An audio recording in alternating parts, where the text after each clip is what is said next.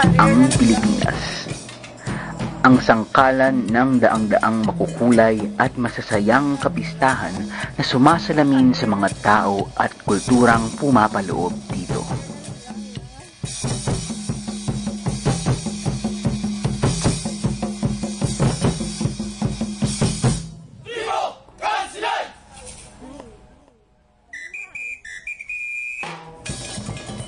Ang pista ay bahagi na ng kulturang Pilipino. Sa kasaganahan man o sa hirap, ang pista at iba pang pagdiriwang ay hindi maaaring hindi mairaos.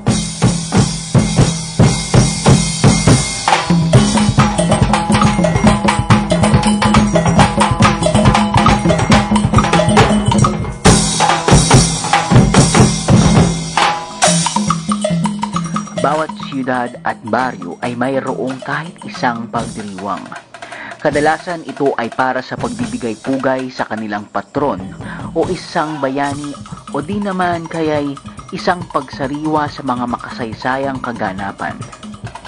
Kung kaya't sa lahat ng pagkakataon ay mayroong nagaganap sa kahit anumang sulok ng bansa.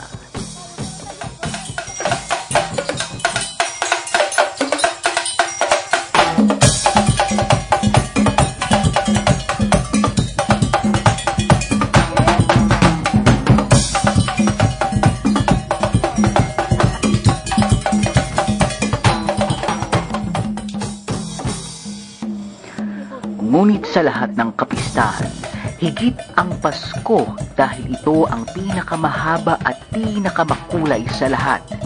Ito ang kapanahunan ng pagbibigayan, pag-ibig at para sa isang Kristiyanong bayan tulad ng Pilipinas, ito ang panahon ng pagbubunyi kay Jesus.